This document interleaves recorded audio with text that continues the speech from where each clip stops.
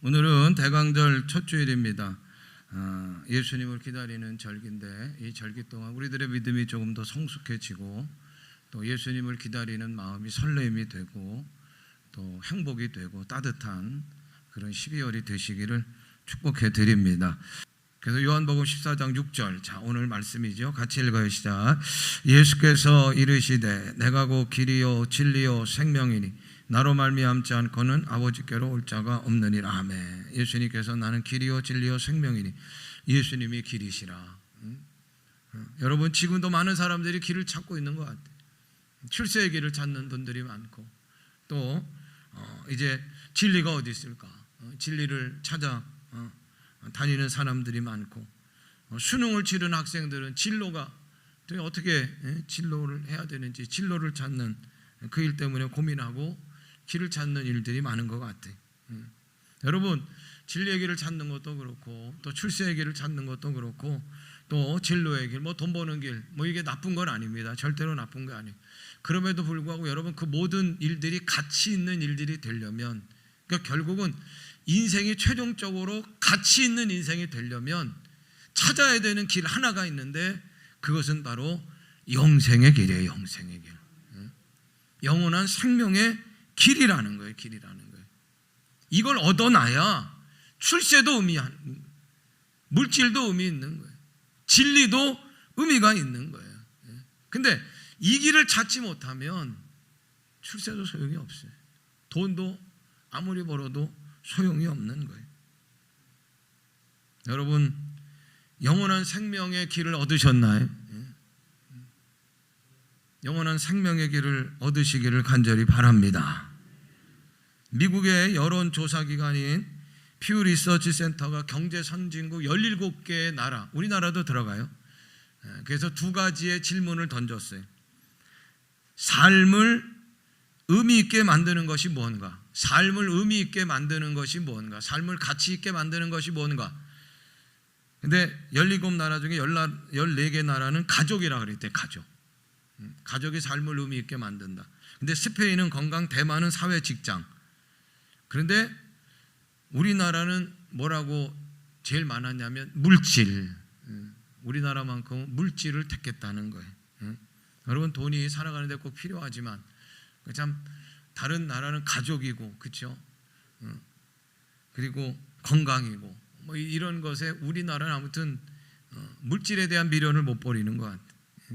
근데 또 하나 질문은 뭐냐면 종교나 영적 생활이 우리의 삶을 의미 있게 만드는가? 그러니까 교회나 신앙이나 영적 생활이 우리의 삶을 의미 있게 만드는가? 그런데 그 질문에는 우리나라 사람들은 겨우 1%밖에 그렇다라고 대답을 하지 않았다는 거예요. 삶을 의미 있게 만드는 것이 뭔가? 가족이라고 대답했던 14개국은 거의가 다 그렇다라고. 그래서 종교 또 신앙 영성 생활에 대한 비율도 높았다는 거예요. 우리나라는 신앙인들이 그렇게 많은데 아니 어떻게 믿음 생활이 영적 생활이 우리의 삶을 의미 있게 만드는데 거의 영향력이 없다고 그렇게 대답할 수 있는가? 이런 결과를 놓고 우리들이 다시 한번 생각해야 될 건 뭐냐? 우리에게 있어서 그럼 신앙이란 도대체 믿음이란 뭔가? 그냥 일주일에 한 번 예배 드리는 것이 신앙인가? 아니면 한 달에 한 번 취미생활 하듯이 취미생활 하는 정도가 신앙인가? 아니 이 질문을 하고 싶은 거죠. 신앙생활이 도대체 믿음이라고 하는 것이 우리의 삶에 아무런 영향력도 없다는 것인가? 만약 우리가 예수님을 나의 구주로 믿고 고백하고 그리스도인이 되었다라고 하면 그리스도인다운 삶의 변화가 반드시 따라와야 되는 거예요. 그런데 예수 믿고 그 이후에 삶의 변화가 아무것도 없다고 하면 우리의 삶에 변화가 없다고 하면 그건 분명히 무언가 어디서부터 잘못된 거예요. 오늘 예수님께서 말씀하십니다. 내가 곧 길이요 진리요 생명이니. 이 말씀은 예수님께서 십자가에 달려 죽기 전날 밤에 제자들에게 하신 얘기, 제자들의 발을 씻기신 다음 이제 예수님이 세상을 떠나 제자들과 이별에 대한 말씀을 하시는 거예요. 그런데 예수님 말씀은 떠나는 것은 영영한 이별이 아니고 예수님께서는 하늘에 우리의 제자들의 거처를 예비하기 위해 잠시 떠나시는 것입니다. 그러면서 오늘 4절 말씀하십니다. 자, 4절 같이 읽어요. 시작. 내가 어디로 가는지 그 길을 너희가 아느니라. 아멘. 내가 어디로 가는지 그 길을 너희가 알 거야. 그런데 제자들은 도대체 예수님이 떠나간다라고 하는 것도 믿기지 않아요. 그리고 떠나간다라고 하는 그 사실 자체가 참 받아들일 수가 없는 거죠. 그런데 어디로 가는지 그 길을 너희가 안다. 아이고, 그 길을 우리가 어떻게 압니까? 용기 있는 도마가 예수님께 묻습니다. 5절 보세요. 같이 읽어요. 도마가 이르되 주여 주께서 어디로 가시는지 우리가 알지 못하거늘 그 길을 어찌 알겠사옵나이까. 그때 예수님께서 말씀하시는 거예요. 내가 곧 길이요 진리요 생명이니 나로 말미암지 않고는 아버지께로 올 자가 없느니라. 사랑하는 여러분, 예수님께서 당신의 존재를 그 말씀하신 첫 마디가 이거예요. 예수님께서 당신의 존재, 내가 누구다라고 이야기하실 때 첫 마디가 뭐냐면 내가 길이라는 거예요. 예수님이 길이셔요. 아버지 하나님께로 가는 길, 오직 유일한 길이셔요. 모든 인생의 문제를 해결할 길이 예수님이신 줄로 믿습니다. 여러분, 우리 인간은 죄를 범함으로, 죄가 들어옴으로 하나님께로 가는 길을 잃어버렸단 말이에요. 하나님께로 가는 길이 어딘지 아무리 찾아도 찾지 못하는 존재가 되고 말았어. 그래서 신을 찾는 일들을 하잖아요. 하나님을 찾는 일들을 한단 말이에요. 그래서 학문의 깊은 경지에 이르면 그곳에 신이 있을까? 아무튼 학문을 막 깊이 파요. 길을 가다 보면 도를 하십니까? 그러면서 신을 찾는, 진리를 찾는 구도자의 길을 걸어가는 사람들이 있어요.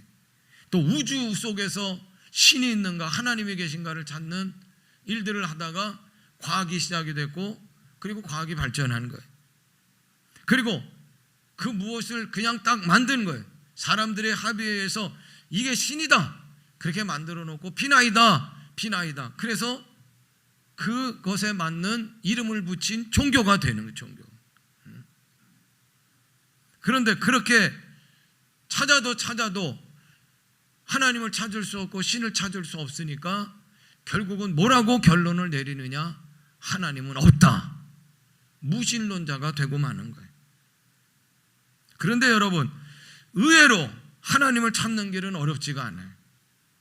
하나님께서 확실한 길을 우리에게 보여주시는데, 하나님 당신께서 그 길이 되시려고 우리 가운데 찾아오셨고, 육신을 입고 우리 가운데 찾아오신 하나님이 바로 예수님이신 줄로 믿습니다.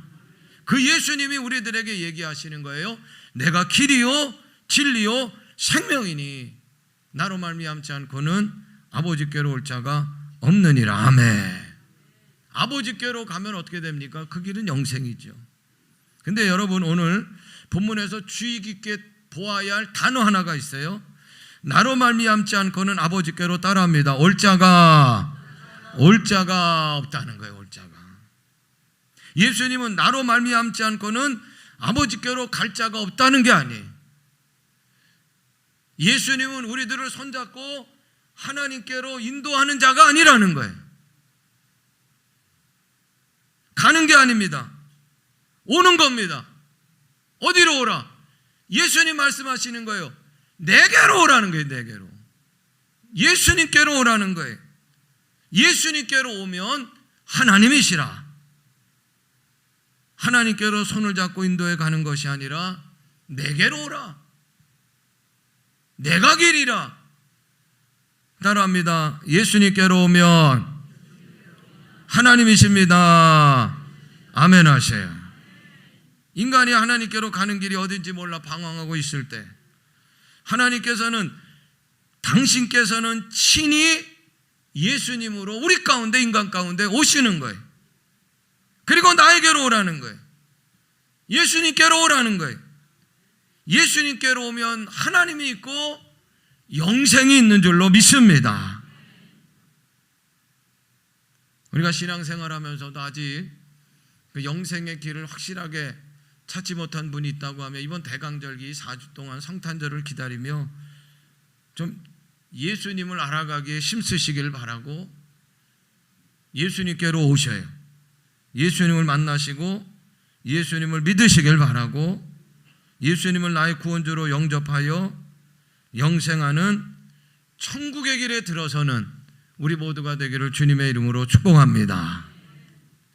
그런데 여러분, 예수님은 하나님 나라, 하늘나라, 천국 영생의 나라로 가는 길이실 뿐만 아니라 오늘 우리가 함께 동행하며 살아야 될 분이기도 하신 거예요.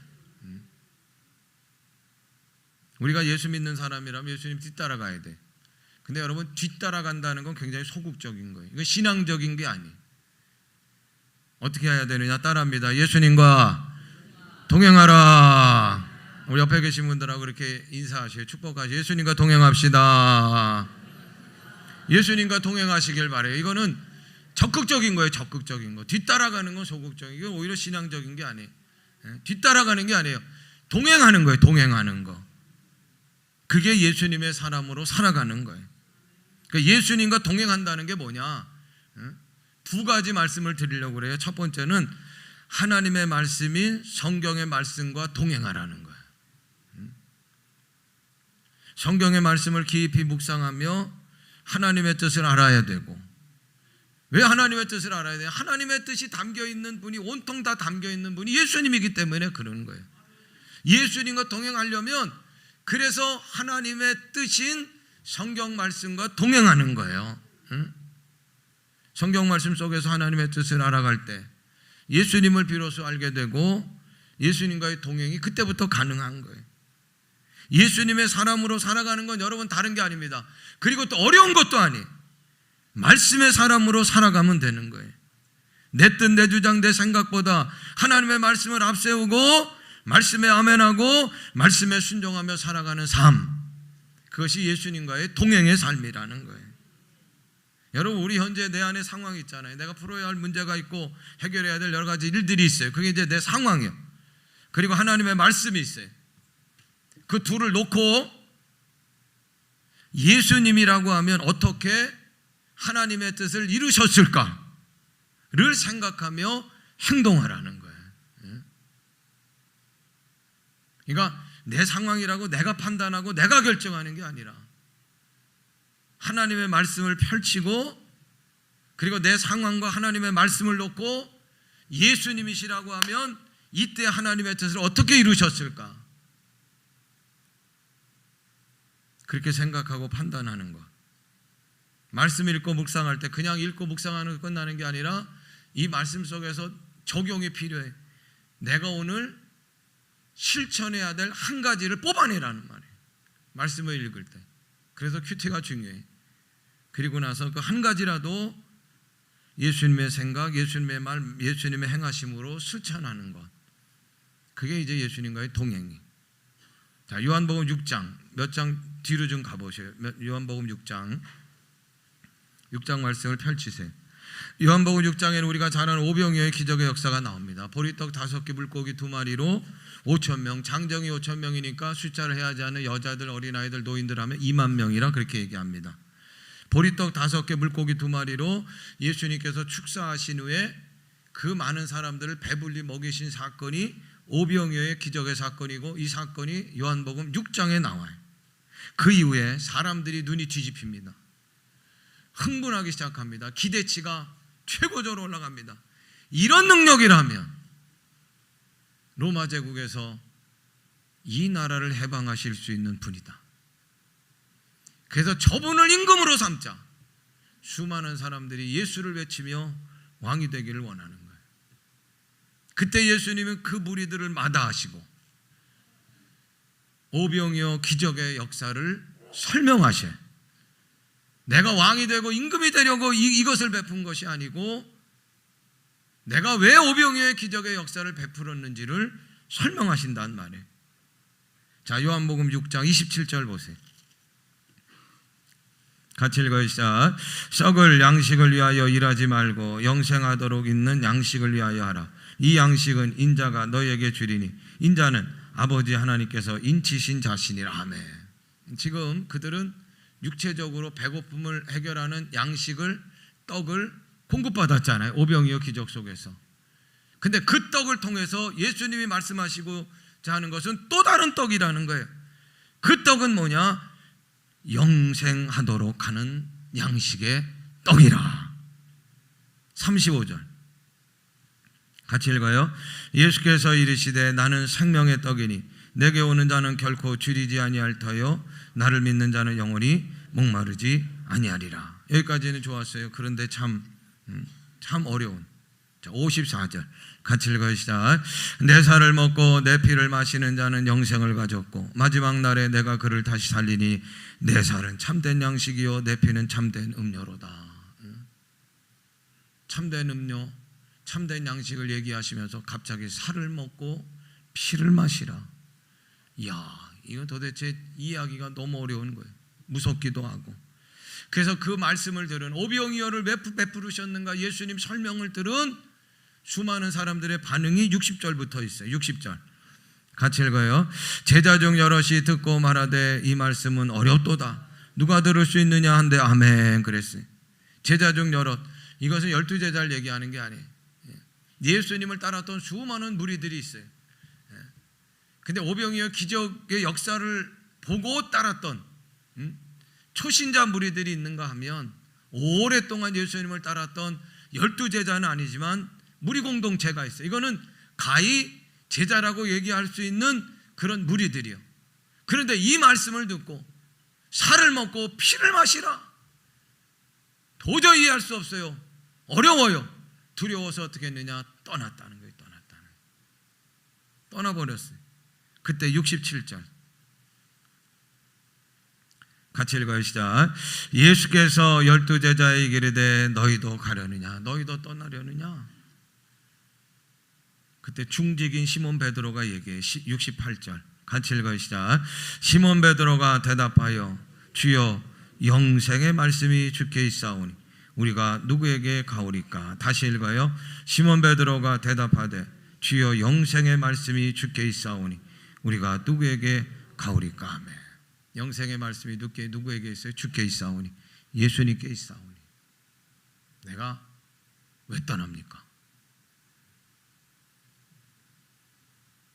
예수님이 영생의 길이세요.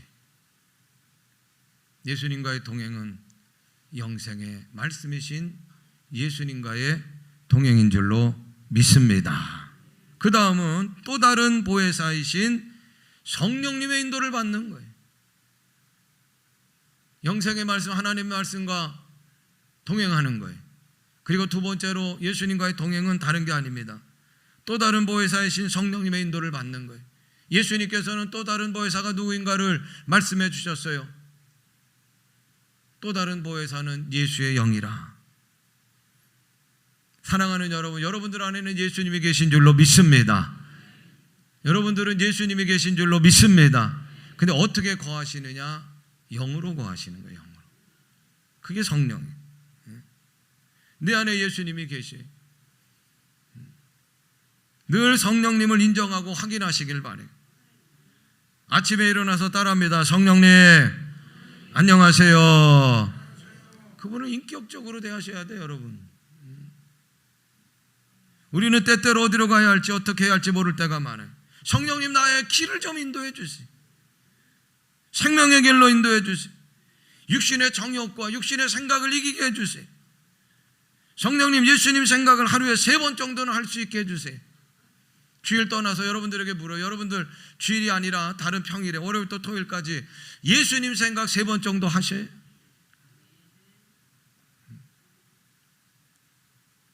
성령님 예수님의 생각을 하루에 3번 정도는 할 수 있게 해주세요. 성령님 예수님의 마음을 품게 해주세요. 성령님의 인도하심을 받는 것이 예수님과의 동행하는 거예요. 여러분 자꾸 이렇게 하다 보면 내 안에 계신, 언젠가는 내 안에 계신 예수님을 내가 실제적으로 느끼게 된다니까요. 그렇게 되면 점점 내 의지로 사는 게 아니에요. 어떻게 되느냐? 주 안에 있는 나가 된단 말이에요. 주 안에 있는 나가.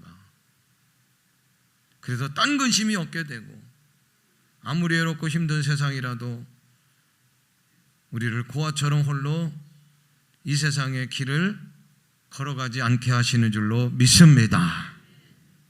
말씀 뵙습니다. 오직 한 길, 예수님만이 살 길이, 영생의 길이. 길 대신 예수님이 오시는 그분을 기다리는 대강절기, 구원의 길이시고 영생의 길이시고 우리가 동행하시려고 오셔요. 예수님을 기다리는 대강절기, 예수님으로 충만하시기를 주님의 이름으로 축원합니다.